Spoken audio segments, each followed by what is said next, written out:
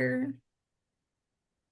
Hello, hello, everybody. Welcome to the running portal. I am super excited tonight. This face looks familiar as well as the logo on her shirt. We have Libby Jones with us tonight, and we're going to talk a little bit about the Active Joe, which she founded, and then we're going to really dial into Dinosaur Valley because that is upcoming. We've got some deadlines that are coming up. We want to make sure that you guys don't miss them, and it's getting pretty close to selling out. So if this has been on your radar, the window is starting to close, and we don't want you guys missing out. So Libby, tell us a little bit about yourself for any of our listeners that maybe don't know who you are, and give us just a little bit of the background of what Active Joe is and how that was established. So I started out as a runner, doing short 5Ks and walking my first half marathon, which gives me a very different perspective sometimes than some race directors, because I know what a 3 hour, 35-minute half marathon feels like for your first, where every step feels like you're never going to get to that finish line. I started out also fundraising with Susan G. Komen by doing the 3-day walk. Oh, nice. So before I even ever ran a step, I had done 3 days of 20 miles. So it's like an ultra, very much so. You don't get that recovery. But I feel like sometimes people don't really think about it in that context because it's from a walking point of view. Exactly. You're actually not allowed to run. But also Oh. it's about fundraising, and it put me into a place of charity. So I trained for my first marathon really poorly.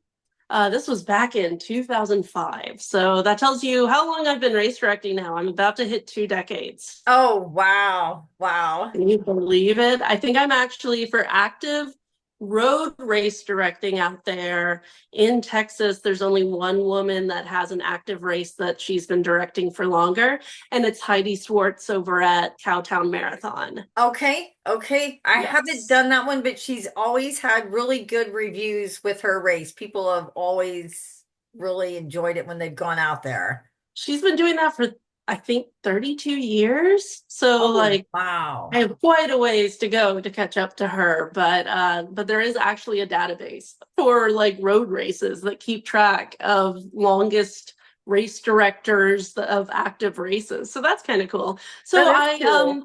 I trained poorly, as many of us have had moments where we have not made the smartest decisions. It actually helped me make much better decisions in my running career after that.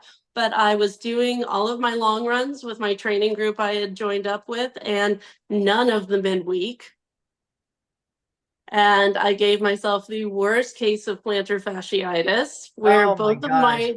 both my arches had actually just completely collapsed. Oh, It ended up taking about a year to fully rehab it without needing surgery. I really wanted to avoid surgery. So in the meantime, I did what I want to encourage lots of people to do, which is I volunteered for one of our goal races along the way, which was the Dallas Running Club Half Marathon, which is held each November.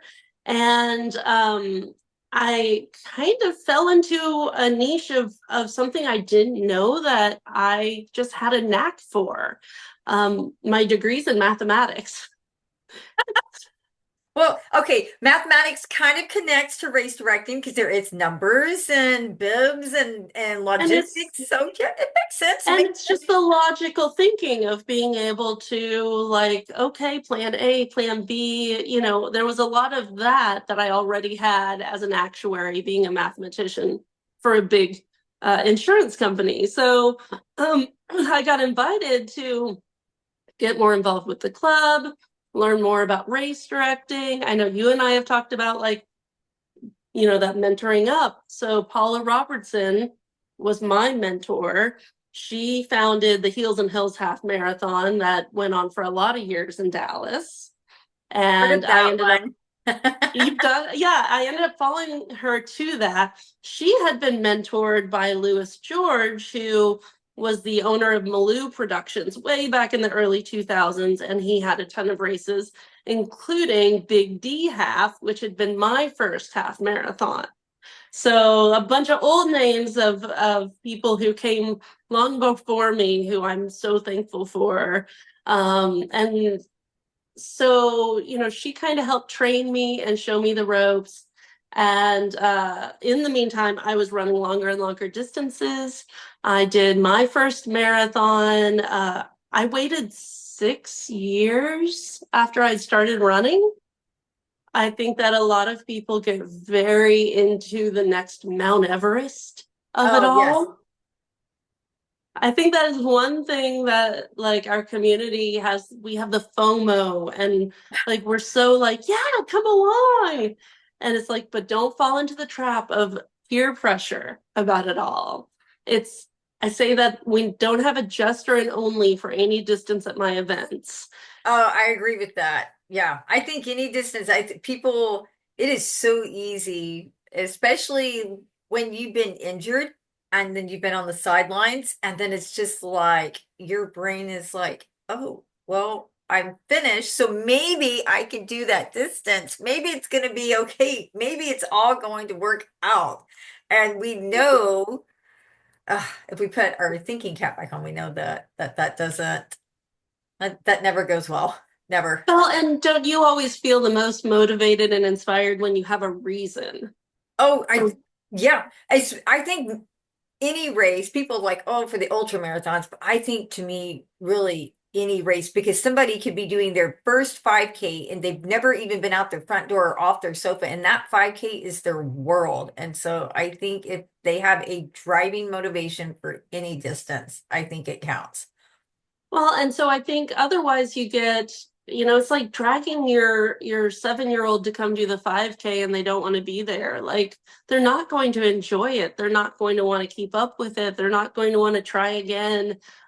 So if you don't know your reason for doing something, or your reason is a more superficial one, if it's purely, oh, it's because my buddy is doing it, then I'm really glad I didn't quit at my first 5K, because it was a friend that dragged me into it like 3 weeks before. And she had decided we were going to run every step of it. She was in slightly better shape, but we were still, neither of us had ever been runners really. And it was miserable. I remember it was the St. Patty's Dash Down Greenville in Dallas. And it was such a hilly course. And I see the mile 3 marker, and you would think that I had never done a single piece of math in my life, because I was like, mile 3, we're starting the third mile. Like, oh my gosh, how am I going to go another 1.1? That's how gone my brain was. And you see that mile 3 marker, and you turn the corner, and the finish line was right there. And then I'm like dry heaving at the finish line. I think that's like, it's like getting injured on the way to the first marathon. Like, I think that those moments help shape who I am as a Uh-huh. race director, in wanting to take care of my community. Is like, it's the mother hen of like, oh, I want you all to have the best experience possible. But at the same time, I'm very true to who I am and what I want to provide and what I want everybody to take away from it. I want there to be, a personal accountability of like coming in prepared and reading the website. Runners should always read the website. And I want them to come like so that they can have their best race day. And I want them to learn how to look at the course map ahead of time. And I want them to make decisions before they get to the aid station. And so I try to do a lot of communication, because if you know how to hydrate and you know your nutrition plan and you already know when you'll see your crew again, so that you can kind of beat some emotional lows, like you're setting yourself up way beyond the steps that you're actually going to take on that course. And I mean, even with Dino Valley, I get so many comments of like, I didn't expect this from Texas, from the people that fly in. 28% of our runners come from outside Texas. And I routinely get, I didn't know what I was getting into. And I'm like, that's why the race photos are on the Facebook page. I don't hide the rocks. No, no, and I hear that. It's funny that you say that because about 2 years ago, habanero was actually hot. I think our starting tip was like 105. And I can't tell you how many times people don't listen to Cal, even though it's all over the website. He says it in the live. He talks about the heat. He talks about the course, the sand. But I don't remember the guy's name. I just remember that he was blue bandana guy from Colorado. And I knew that he was he was in a dire state. He was something, I could tell from body language something was wrong, and then in talking with him he was so checked out, he didn't know where he was, but he just kept saying, he's like, I didn't think it was going to be this hot. I knew it was going to be hot but not this hot. And I was like, and I asked him, I was like, where? He's like, Colorado. He's like, I just didn't think it was going to be this hot. And yeah, Oh, I it just so want people to not have to have that moment. That's such an important thing to me. I think it's a thing I've become known for is and I tell people I'm an anxious person, I'm an over preparer, I'm a planner. So I know what I would also want to see. And so I prepare all my emails, all my social media, everything to kind of support that. And so I get people that are like, "Oh my gosh, it's too much," or I didn't read the website. And then I get the other people that are like, "I read every single word that you have ever published." And they have a lot of times it can change your race day substantially. And if it doesn't change your race day, it may at least change your attitude about your race day. hmm Because sometimes, I mean, the finishes aren't guaranteed for ultras, and I think that's part of the appeal for us. We don't just want a check the box. no. And it's really true for any distance. None of it's ever guaranteed. No, no, and trail more so because there's so many variables. Even like, what's a really good example? Grasslands this year ended up being an absolute like mud fest. There is no way that, Mudlands. I Yes, mean, because there's been ice lands, yeah, sand lands, mudlands, wetlands. yeah, yeah. Grasslands is actually a course that has like a weird chameleon effect It where it really, can be just about anything.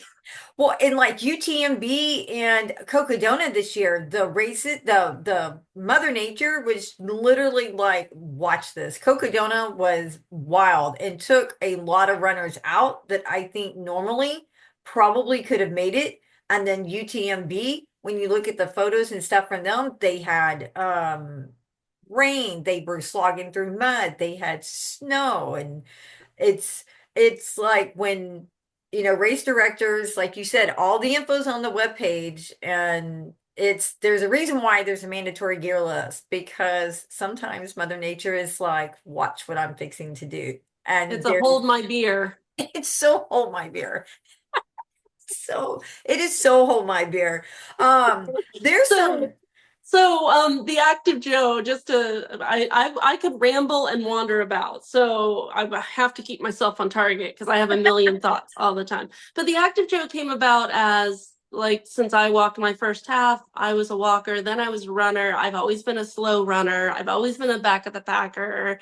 I have a variety of medical conditions that have made running harder on my body. I have broken my leg a couple years ago that now my running is just over, along with these medical things I've developed that are ruining my balance while I'm out there.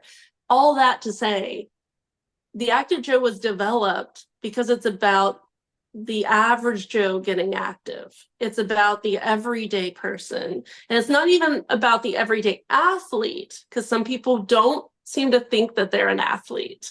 Oh yeah, well, I just do 50Ks once a month. If you're in the certain circles, you 100% don't feel like an athlete in those circles if you say that. But it's about, we're all just regular people. And there's a small percentage of elite athletes out there. They really don't come to my events. There's other events that cater so well to that demographic. Mhm. That's the wonderful thing about the competition of it all, is that there's people that can still go do those. There's no prize money. Like, so for most of us, it's like, yeah, we're weekend warriors. Just That's a good way. I know I would encourage everybody after you're done watching this to go to the Active Joe website because a lot of who and exactly what Active Joe is there. You're so transparent in what your mission is, the treatment of all the athletes that show up, the inclusivity, the behavior, and like it's you and I, 20 years of anxiety all rolled into a website now. Just and 20 years of wanting people to know that they're part of the community and wanting to bring them in actively. yeah, it's um just the overall of what y'all are doing. I truly have like the utmost respect. It is such a fantastic roadmap, I think, not just for the trail community, but any community about how all I'm going to use the word communities across the board, wherever you feel that you may fit in, that you're welcome there, that you're included there. And then the things that people may not know about you, like you don't accept a salary, but y'all have done some phenomenal fundraising for the community, which I think is Thank you. huge. Yeah, so we've raised in the last now I think at about 11, 12 years over $300,000 for Wow. charitable organizations. Uh and people say, "Oh, so you're organized as a nonprofit." I say, "Well, no, because when I formed it to put on my first race, I was told, well, if you do a nonprofit, you're going to have minutes and you got to do all this Yeah. paperwork and you have to have a board of 4. And if you don't pick your 4 right, then you're going to lose out on your vision and be voted out of your own organization at some point." And I had done all this work with charities and nonprofits where I'd watched the infighting. So I was like, but I'm already staying home with my babies. I don't need a salary. We do fine budgeting off of my husband's. And so he and I had a big talk of like, well, no, then that's fine. You're an LLC, just you don't pay yourself. And it blows people's minds. And I'm like, there's lots of stay-at-home moms and dads out there. Right. It's just that, and while this is a full-time thing, like it's triple full-time in certain months. Right. And then it's like very little during, oh, wait, summer when my kids are off. So it actually like works very well in my life. And even as the work got more and more and like Dino Valley becoming, so much more of a well-known event for becoming a Western States qualifier and the professionalism level required to keep that going, it's like I continue to have that conversation of like, if I paid myself, I worry I would love it less over time. Doing 20 years of this, it's easier when I can look at and keep track of and go, this is all the money that goes back in the community. This is the good we've done. These are the smiles at the finish line. Rather than worrying about like, does this cover electricity next month for our apartment? Does this, make sure that the kids eat this year? I'm very privileged that I don't have to pay myself. That's a really great thing. But I think it does reflect a lot in how I run the company as well, is that you can make different decisions. And my business model looks absurd to a lot of race directors out there. But the runners, they benefit from it. So the so moving from the Active Joe as a whole, and she does have other races, and especially if you're in the Dallas area, go check them out, see what they are. But I want to dive into Dinosaur Valley, because that race is coming up. So how did the Dinosaur Valley, how did that become the dinosaur? Because this will be its 11th year, right? This is the ninth Oh, year the ninth of year. it Okay. being called Dinosaur Valley. Okay. Because the story is interesting. I don't think you know the history of this when you Okay, ask the question. So it the door is started out open. as the very first 100 in North Texas, and it was at Big Cedar Trails in Dallas, and it was the Big Cedar 100. And Okay. the first year, we had like 12 people finish the 100, and we actually had to like cancel the 50 miler because it was raining nonstop, Wow. and I didn't want them having all their miles in the dark. And it was the muddiest weekend until the next year when we had four storms over the course of 17 hours Oh my come gosh. over us. And then the fourth one didn't leave. And I think it was like 4 inches in 24 hours of rain, Oh is what wow. it actually clocked at. It was like as much rain as the month was supposed to get in 17 hours. And we ended up with flash flooding so bad that I think I started holding the runners at the aid stations about 15 hours in. And at 17 hours, I canceled. We evacuated everyone. But I was worried about that second morning. The 50Kers were supposed to show up like nice and early. And I was worried they weren't going to get the emails. And I sat alone in a canopy tent with the rain and all the mosquitoes and just me, and sent anybody who hadn't seen their email yet home.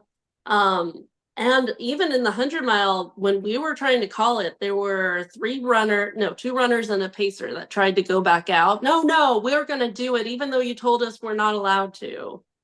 And one of the runners almost drowned. That's She actually she says I never ever should have done that. Hindsight's 2020. And what's funny is the stories are of like biblical level of proportion, where not only was it flash flooding, but Big Cedar's known for a ton of copperhead snakes. So the snakes had all gone to the high ground. course. Of course.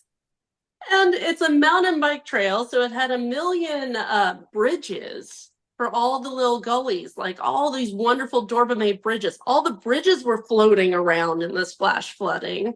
Oh It my God. sounds so embellished, and it isn't. It's If you're from Texas, I think we get, that because that's just how Texas is. It can go from nothing to something of just extreme portion. And I used to host exchange students from Scandinavia, from Sweden and Denmark.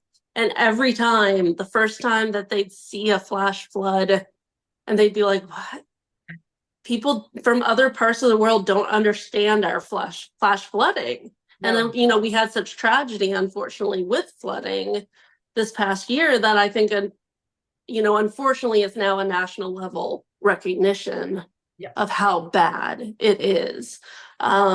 So all that to say, the next year I was like, come on, I need a good year. I don't And blame instead, And instead, 6 weeks before the race, the property came under dispute by multiple entities, like a utility company, two real estate developers, the church that owned part of it, all at war. Oh So the God. race had to be canceled while that all got sorted out of who owns what liability and Right? who owns the land.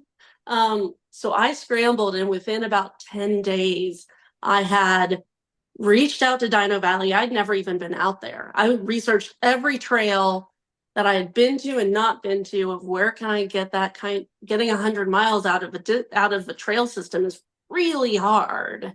And they were like, yeah, I mean, come on over. And and I went and had mapped out already, and then ran all of it.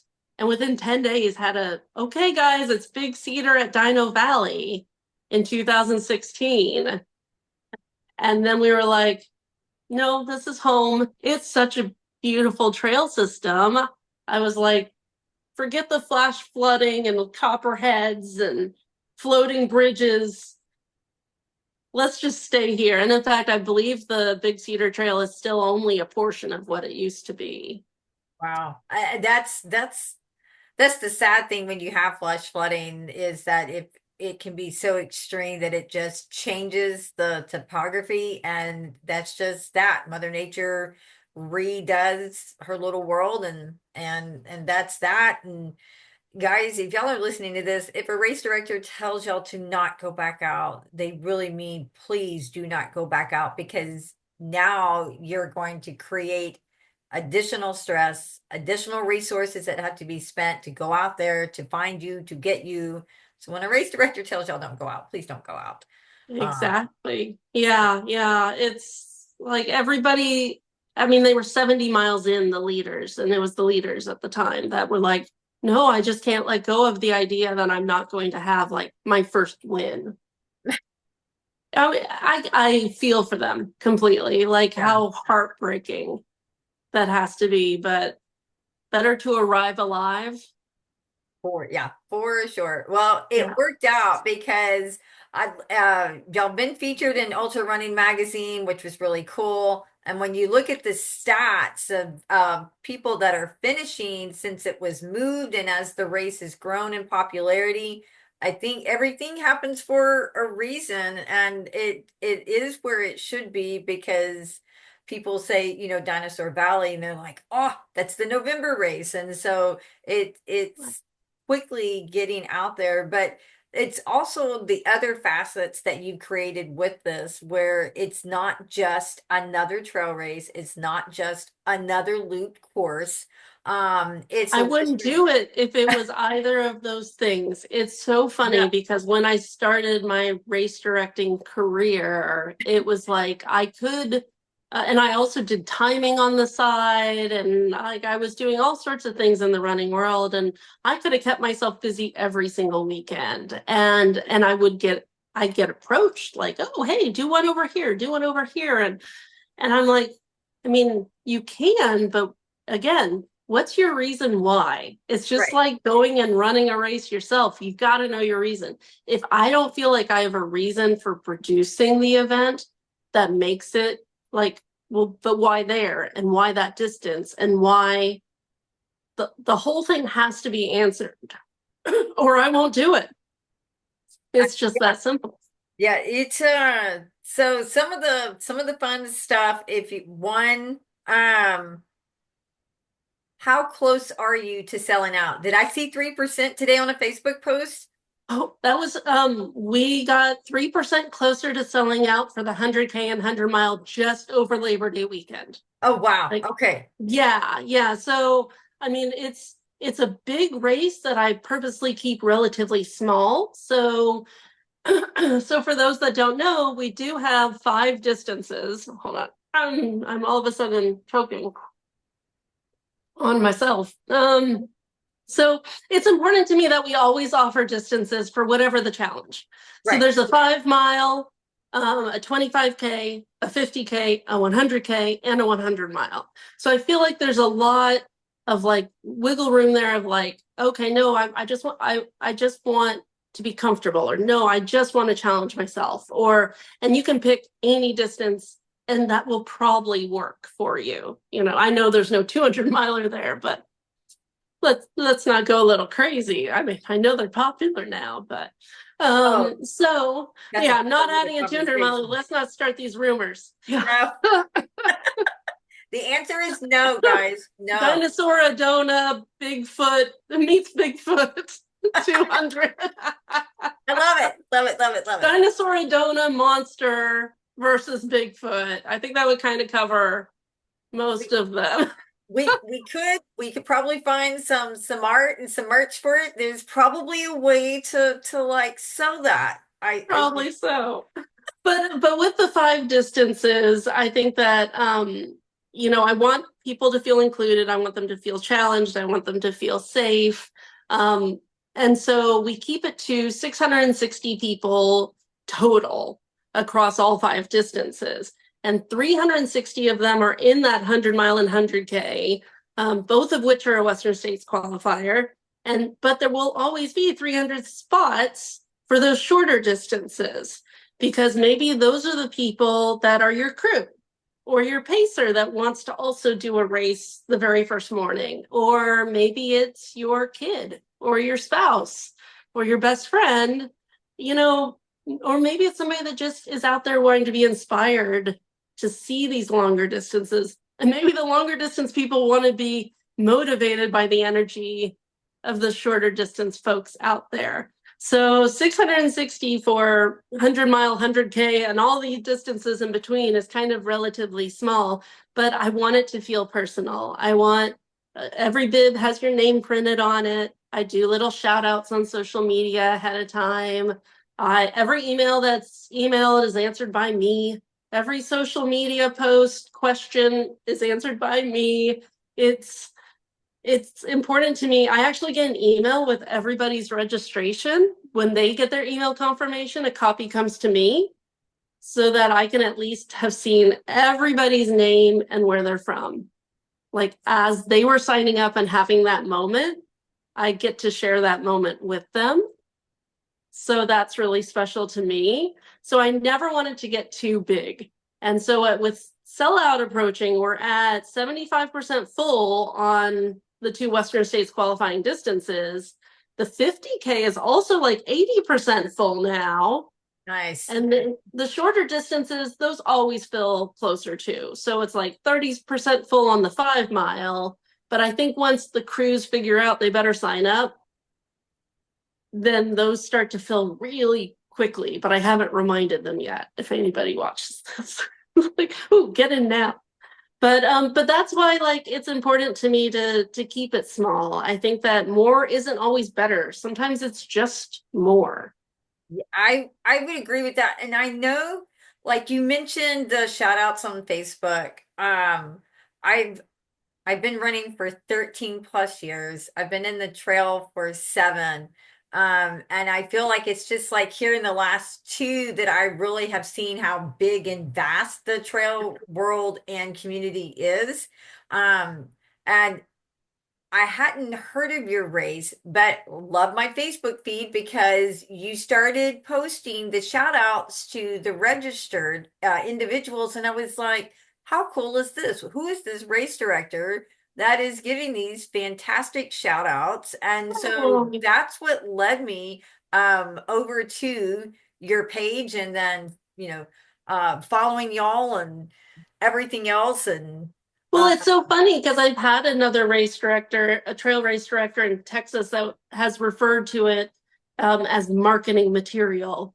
And I'm like, I normally start the shout outs when I'm pretty much sold out. Like they were started as a way with inclusivity, with representation matters. And if you see faces and you hear experiences that you relate to, you're more likely to go sign up as well.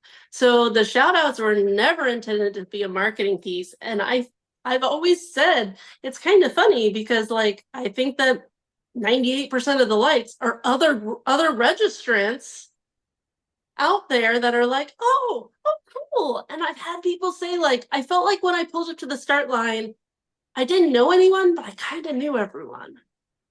And that can make somebody who's maybe it's their first ultra feel really good that they if they don't remember the name, they remember the face. And Mhm. I and that's and it's funny that somebody would say it's marketing material because it to me you've always been very genuine when I've heard you on other podcasts, when I see you on the Facebook page, when you're giving the information, when you hear from other runners that have been out there that they're like, she really does care. And you can see the difference between directors that put on a good road, they put on a good race. But it's just a race. That's it. There's just like there's just that's just it for them. It's very transactional. And then you Right. And have I think that that's why it got called out, is because, again, I don't fit a business model. And I think because of that, it's like you have to put it into a box of a reason you would do it. right. And that therefore it must be marketing. But I think I'm a terrible marketer. I'm a mathematician. We've already established that. That's Like, right. You're the it's an unknown model that maybe some other people should explore. maybe. Well, the inclusivity, I want to say that because it's you're kind of touching on it multiple times here, and I think it behooves us to really go into like it is a lot of work to be on the front lines of activism for a lot of the inclusivity areas that I try to cover. And a lot of races kind of pick one that's personally important to them, and they will really focus on that. And that's wonderful, but I unfortunately have a multitasking brain that wants everybody to always feel invited and welcomed. So I'm like, yeah, but there's an intersectionality for all of these different ones of trying to bring in all these spheres. And so it's a lot more work and it gets a lot more hate mail because there's always a group that hates somebody out there. Right. But but I think it's important that those people feel special, and it means that we've outlined on our website like we're very focused on female athletes. Our race has such a high percentage of female athletes for not being on a mountaintop when that appeal. Like I absolutely love High Lonesome Race, and I love Caleb and Kelsey that put it on. But they can definitely hold 50% of their spots for women and sell it out and fill it in an instant. I'm not at a place that I can do it guaranteed Right. 50-50. That would be amazing, but we're not there yet. But making BIPOC athletes feel special, doing land acknowledgements, working with the Trail Mix Fund to provide these entries to do that. The LGBTQ community being one of the first out there to talk about non-binary inclusion, to offer podium for non-binary runners. They should equally get podium awards. To have a transgender athlete inclusion policy, not just a treatment policy. It needs to be how are we going to make you feel special, not how are we going to adhere to certain doping regulations Right. out there. So working on that. Aging athletes, we don't talk enough about that. People talk about like the 40s and the 50s age groups are so competitive, but where are the 60 pluses? And they are out there. Let me tell you something. It is extremely humbling to see someone that's your dad's age that just goes right past you, and they've been out there just as long as you have, and you're like, I don't know what he has, but I want some of that. Can I have some of that, please? Can you share it? And that's something, since you brought up the aging athletes, I love that you have that where it's 60 and older and they need to talk with you first, where they get to start with a pacer, which I love. It's not y'all saying that they're less, it's more for safety, right? Yes, and Okay. so it's for the 100K and the 100 milers where it's a safety runner more than it is a pacer, but you're Right. allowed to have a safety runner the entire distance And if I you love want that. it. And then I went another year after that. Listen, once I started that and saw how many 60 pluses showed up, and I have 70 plus folks. And I was like, well, okay, 70 plus folks, why don't I let you have a safety runner at any of my races for any distance? Because imagine, like my mom's in her 70s, and if I said, Mom, come do this with me, she'd, well, I'm really nervous that I'm going to trip, or like, what happens when I'm out there alone? She could do the 5 mile, hike it, and I could come along with her. Right. And you're not paying double the entry fees because maybe I don't care about like a race that day. I just want to support my mom. Right. And I really want more of that to take off of like, and we're seeing more 70 plus, but I want to see it in all the distances. I want more 80 plus runners in my short distances too. And they're out there. I've seen their photos, I've seen them in other races, and they are so inspiring. I'm like, if I can still be active, doesn't have to be, an ultra. If I can just still be active and moving at that age, oh my gosh, that's a win. That's a Well, win. and as somebody that has neurological conditions that affect my motor skills, they affect my balance, my equilibrium. I also have for athletes with impairments that they can submit that they would want a guide as a safety runner. But I think that also helped soften me or give me a different perspective of like, yeah, as you're aging, night blindness, balance, yeah, the dexterity, thing that I talk about some, but not too much because sometimes people will treat you differently, is that with my neurological stuff, for example, I've got a tremor, my hands shake. And for me, it's just my left side, but I'm constantly asked, "Oh, are you nervous?" So I hide it. I do a lot of that. But this actually, I had early onset. It's the shakes of Parkinson's for me, but without the severe negatives of Parkinson's, thankfully. It's just the shaky parts. And then I have other neurological things unrelated that aren't like Parkinson's. But with the tremor, I got my onset of that was 34. So I was still racing a whole lot back then. And as it got progressively worse, and eventually they can put a brain stent in even and things like that. But past 10 miles into a race, I can't retie my own shoes. Mm. And I definitely can't refill a water bottle from a spigot on an igloo cooler. I can't even pour a carafe out at brunch of water. So learning to have to like lean on others, lean on a pacer in an ultra, lean on the volunteers, ask for help has had to be my own personal journey. And I think that it helps me look around and say, oh, well, like how many people have a harder time going down that road? And maybe if I make it easier, maybe they're leaving the sport with all these different things. Mm-hmm.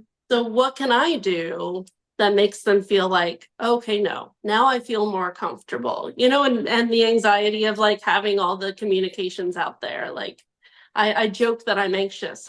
I'm not medicated for anxiety disorder, but I have so many people in my life who are and have to do a lot of work for that I know that it's helpful to be able to walk through scenarios, to plan out things. For those on the autistic spectrum or neurodivergence, Dino Valley is the only race I know of out there in the world that offers a quiet tent. It's Oh, a that place. is fantastic. It's a place at our main aid station where people come through every loop. It's your start finish line, and it's off in the corner. It's got 4 sides, and we call it a quiet tent. And it's a multi-use tent, and we tell all the users that they need to share the tent and be willing to share the tent. But it means it's there for overstimulation, and it's called out that way. For neurodivergent people, if you need a quiet or darker space, that's your place to like kind of recenter yourself, or as others would think of it, meditation, prayer, but also breastfeeding, breast pumping.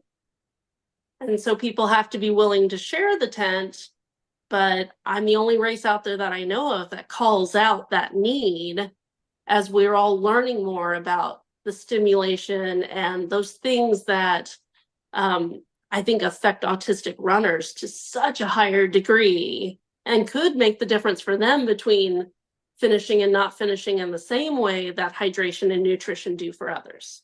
Oh, I would absolutely agree with that. My son is level 3 on the autism scale.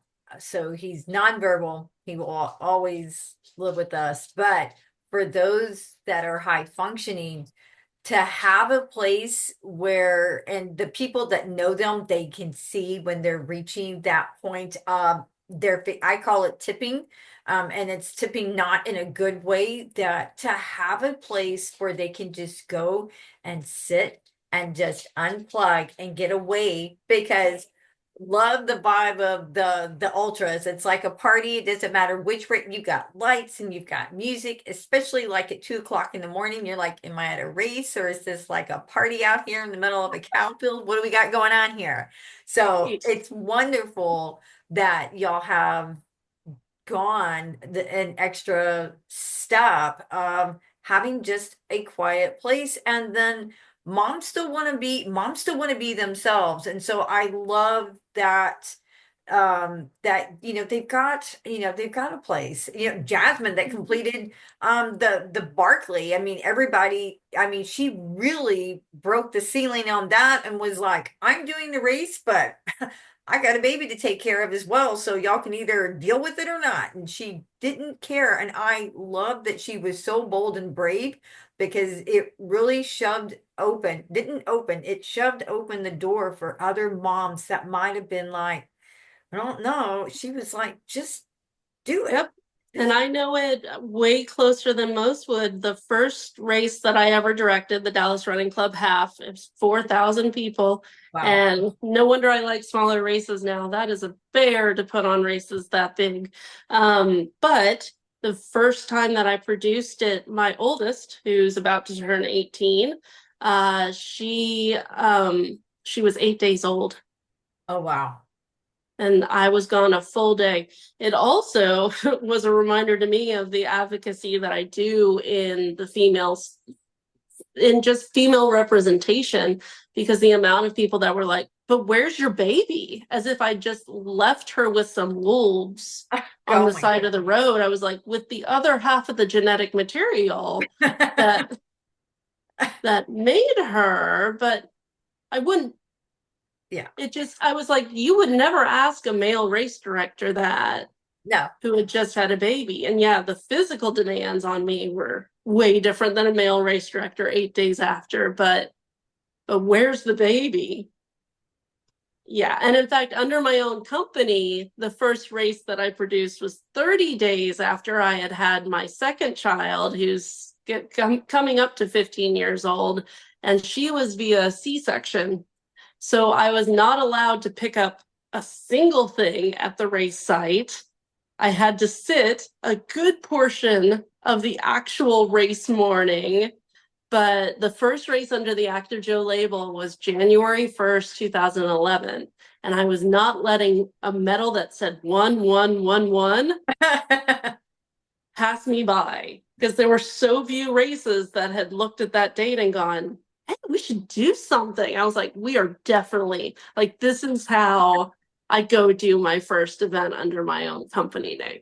Yeah. That's an absolute stellar way to do that. Yeah. So speaking of smaller races, the Dinosaur Valley. Let's talk about your cutoff times because I don't think people realize they're not tight like some of the other 100K, 100-mile finisher or 100-mile finish. Some of them, you for the 100K to even be able to go on, you have to hit the 50-mile mark at a certain point. If you don't, then you're sorry, thanks for playing, but you're done. So Oh, talk. you're so nailing it, because the other thing is that people, a lot of race directors plan their races around positive splits. They Right. assume that you will get slower as the race goes on. If you are a naturally slow runner that has had to put all your time into managing your aid station times, your nutrition, your hydration, because you don't have seconds to spare from a cutoff on a good day, Right. then many of us back of the Packers are going to be a very consistent all the way through, 80 miles, 100 miles, 100K, all those distances. I certainly always was. So it's important to me that I keep an even split for all of my cutoffs. Um, Also, with the Western States times, we are an unheard of Western States qualifying time of 22 hours for the 100K. Very nice. Meanwhile, there's a lot of the 100 miles out there that have a 30-hour cutoff for their 100-mile for Western States, and overall for their finish. That's their final cutoff. Our Right. final cutoff is, oh wait, we don't have a final cutoff. Sorry, that sounded really gimmicky, but I'm really proud of this. So we don't have a final cutoff, and I'll tell you why. Because I've been a sponsor of Western States way longer than I ever even had a Dino Valley race. I've been a sponsor since 2014. I fell in love volunteering at Western States. It's a special race. It has so much history. And so I started sponsoring it, saying like, hey, do you guys want some help? It's a nonprofit. They do medical research, all this stuff. All that to say that they have a 30-hour cutoff. And the cutoff before that is only 1 mile before. And it's, again, still somewhat on a bit of a positive split. sort of thing happening. And people come onto the track. Those that have watched the live stream know they come onto the track and sometimes they miss it by 20, 30 seconds. It's heartbreaking. I've seen it. And you're like, I'm on this side and I am like jumping up and down because clearly they can And hear then me you're from my crying. office. You're like, I don't even know this runner, and I'm crying. The number of times I've cried at that final horn for Western States meant that we do incremental cutoffs starting Sunday morning. We start kind of like, okay, based on like a 21-minute, like let's just, which again is still way more generous than most 100-milers are doing Yes. 18 minutes for similar terrain, similar elevation gain. But so we're already trying to keep it open as long as I can keep volunteers out there. And if you can make it to the last aid station 2.5 miles out and make that cutoff, then I will ultimately just send everyone home except for my lead volunteers. And we will sit there in the dark with whatever buckles we still need in our hands. We've sent the U-Haul off in the past and just, okay, and we'll wait for that last runner to come in. And we have like very sweet sweepers every year that are willing to just put on their headlamp and finish collecting the ribbons in the dark. But it's important to me that like we give ample time so that I never have to have that, hey, you completed the full distance and you get no official time, you get no official item. It's almost like on paper it never happened. Yeah. I mean, they're allowed to make their decisions in Western states. That's their race. Other races do the same thing. That's fine. That's the independence of us getting to each decide as race directors what we want our races to look like. But that's why I want my race to look the way that it does. Well, and I think that it's known for that. I mean, it's known for many things, but it's a I'm going to say challenging. I don't want to say difficult because if somebody's never done this, then they're going to not want to do this. But I will tell if y'all have ever done Anne's Possum Revenge, that is rocky with some wicked elevation, then you can absolutely come out and do Dinosaur Valley. I think if you've done Bandera, you can absolutely come out and do Dinosaur Valley because that's I another. think, and I think if you've done any mountain race of 50 miles or longer, Yes. anywhere in the US, Yeah. you can probably tackle it.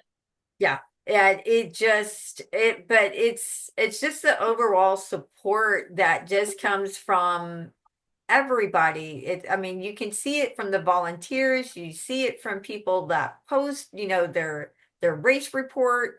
Um, and so that's why I was like, okay, I know we're coming up with deadlines and I wanted to make sure that if people are thinking about this, that they don't waffle any longer.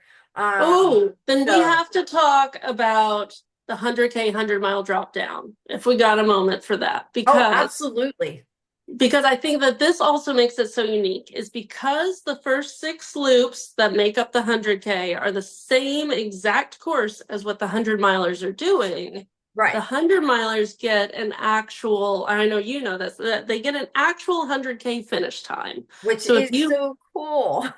right, and I was inspired by a race in Canada that does this. And so if you finish the 100-mile, you have 2 recorded finish times because you truly did finish both distances, and you can Western States qualify on actually either.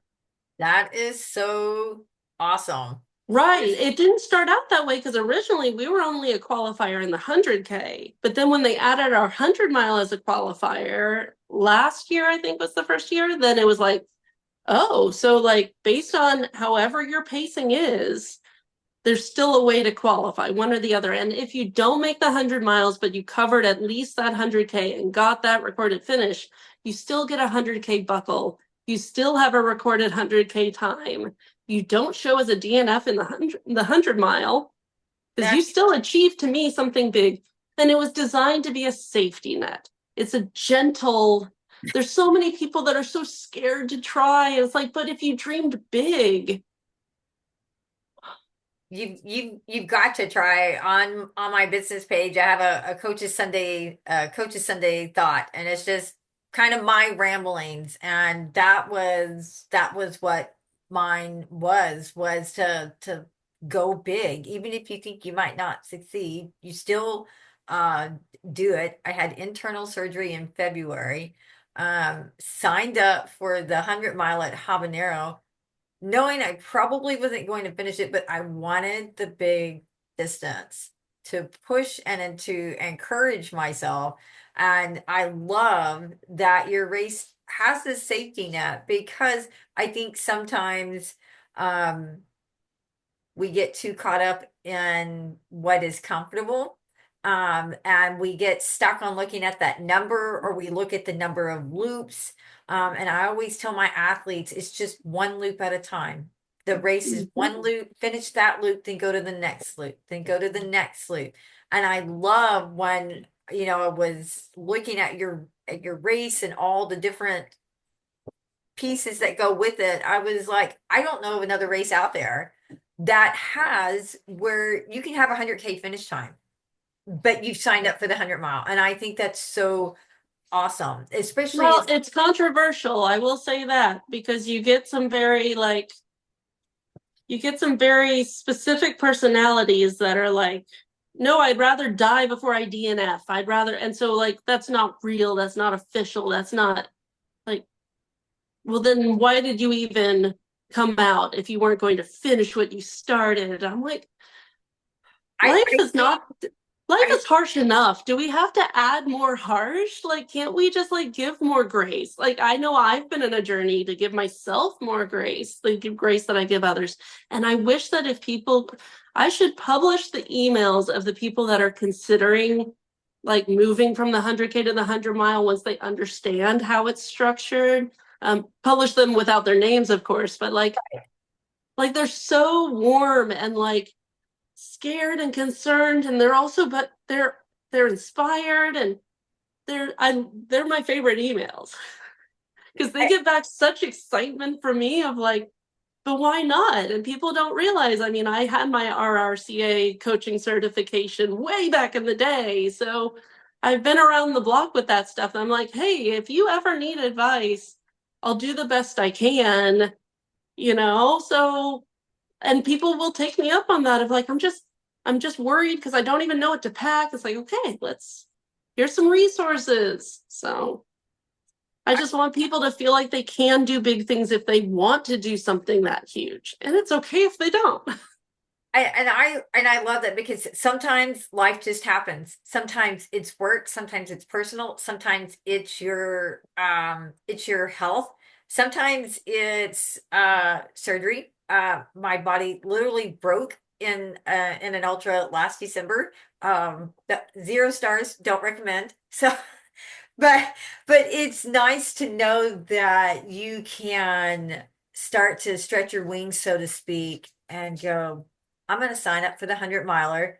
And if I get in and I can just see that my body is not going to hold up. And sometimes, and when I say that, if you're listening to this, talk to the aid station people, because I find a lot of times that sometimes it's right up here. And your cutoff times are so generous, and Mhm. not Well, and and talk to the aid station people. And then, at least in my case, the ultimate thing is then they have to come tell me if they still want to drop.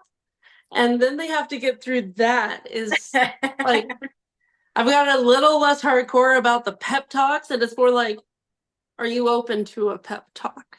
Are you open to just sitting for 5 minutes and collecting your thoughts? And then we can talk about it. Like, and sometimes I get a very no. I'm just no. Like, okay, your decision for the day. I think you'd be surprised how many people, well, you want it as a coach, you get it. Like, how many people that if they can just like step away for a second yes, and get out of their head or let somebody else do the thinking for them for a second. It's like, oh, it's not that bad. yeah. It's like just trying to push everybody out of that aid station and go like, it's fine, we'll see you in a bit. Like, and sometimes they don't even realize that they're on the course again for half a mile. And then like they come back around, they're like, you tricked me. And it's like,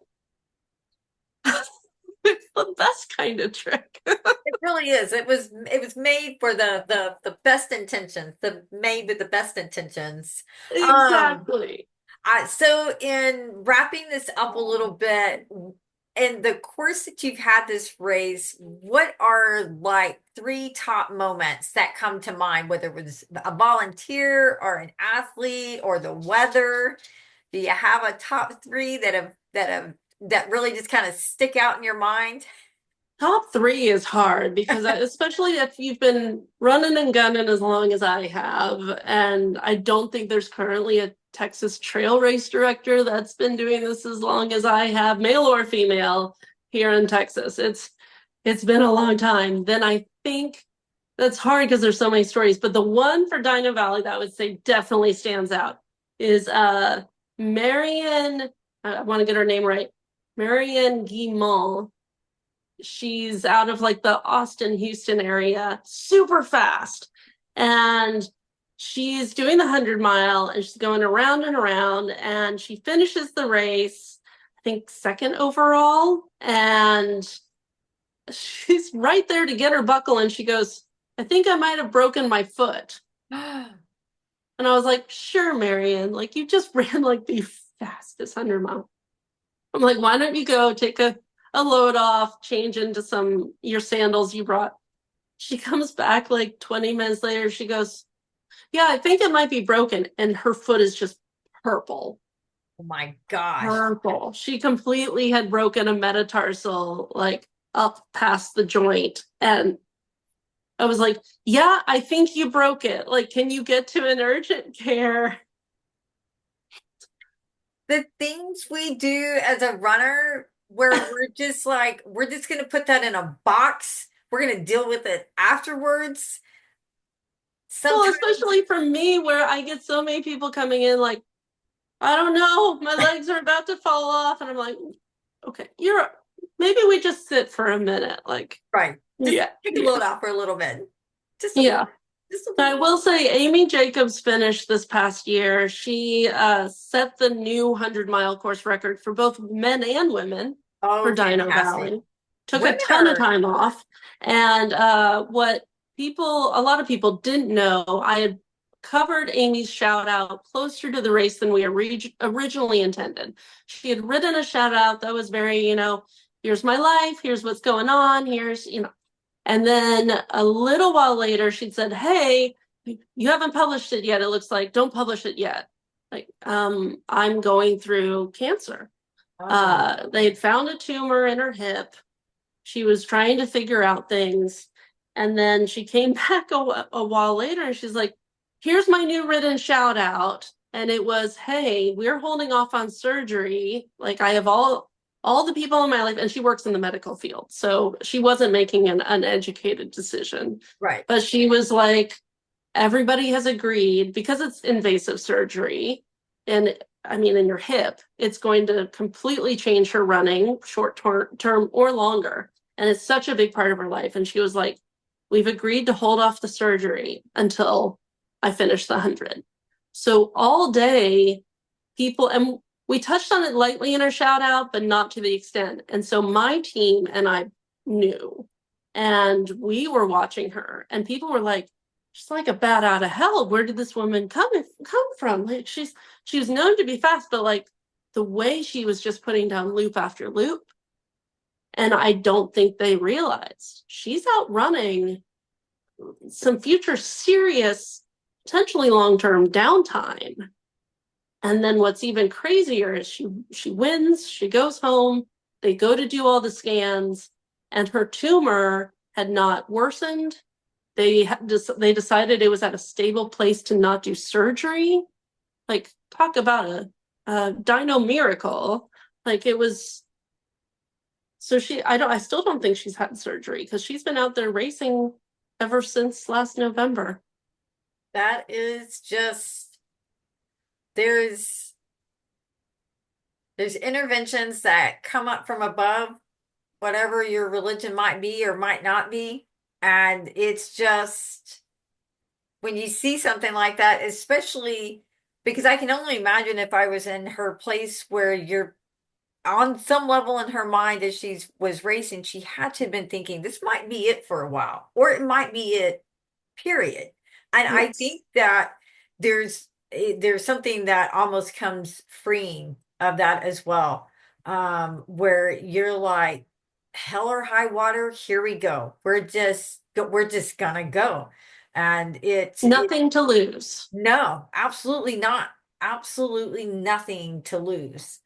Yeah. So, um, So it's one of those things where it's like there's two stories, but it's like I've had a brain cancer survivor of us on the ground hugging after her 100 mile. I've had a finisher where she won the overall non-binary podium and she had never outed herself to the world as that she'd been feeling that until like the race was until they saw her registration listed with the X marker used for non-binary.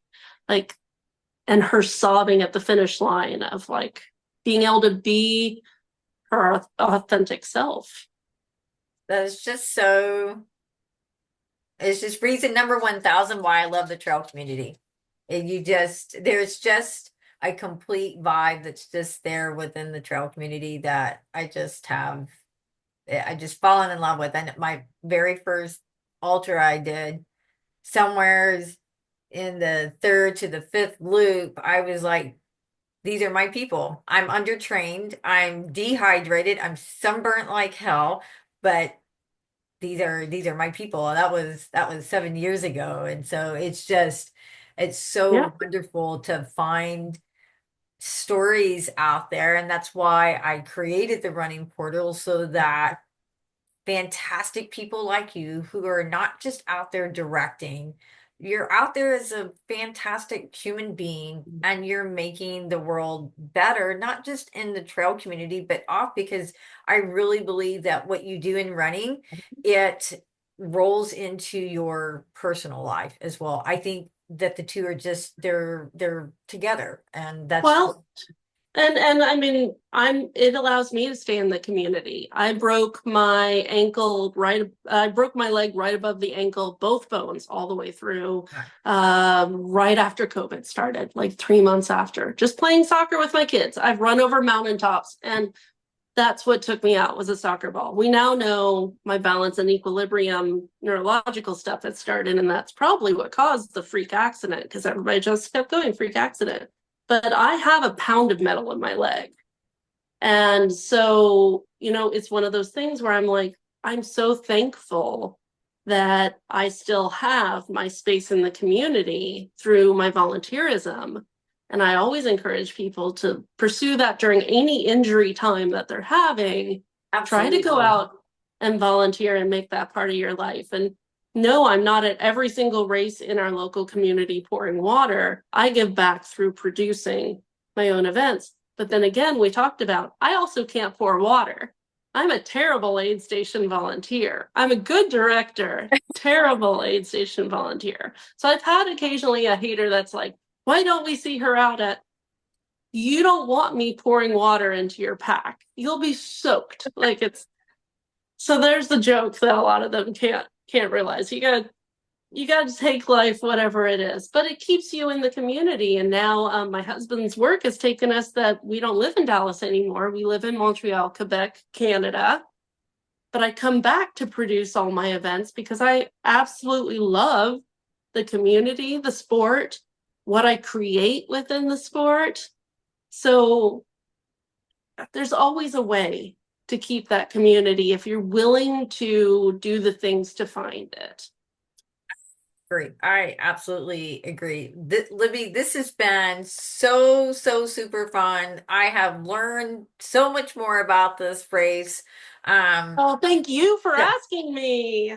I've got to make my decision because this year it works out. I know I'm going to be one of the smaller distances, but I still want to come out because it's the Dinosaur Valley and Do a distance and then do a volunteer shift, or vice versa. That's what I was that's kind of what I've been doing for a lot of this year is the small one and volunteers, guys, if you don't want to race, I'm sure you need volunteers. Volunteers are always Yes, needed. We it can't, requires 100 shifts worth of volunteers. yeah, volunteers are always needed. If you're a night owl, you don't like to sleep, I know you probably have a place for them. Oh, So yes. so it's I volunteered at Rocky and this one kid, it was his first 100 miler and it was like two something in the morning and mom was tired and mom was trying to get I told him I was like, Mom, he's got to move. It's cold. He's got to keep moving. I said, you can walk with him. I was like, but he's got to go. He can't stay at my aid station anymore. She's like, okay, okay, okay. But yeah, somebody was like, cowbells. Who the hell had cowbells? I'm like, all three of us dead. All of us dead. I don't know where we found cowbells at, but yeah, 2:30 in the morning as runners are coming in and out because our aid station was right there at the in and out. Yeah, cowbells, cowbells. Our job was to wake you up and make you feel like you were alive before we sent you back out in the dark out there. So, It's important. It is. so Emotional support is a huge part of volunteerism in this sport. oh my gosh, yes it is. Yes it is. Well, Libby, this has been super, super fun. I really appreciate you slowing down your world a little bit and coming on and chatting with us. And guys, I will put the link to the race. So if y'all want to race, if you want to volunteer, if you want to do both, like she just mentioned, then the link will be right there for you guys. And thank y'all again for joining us.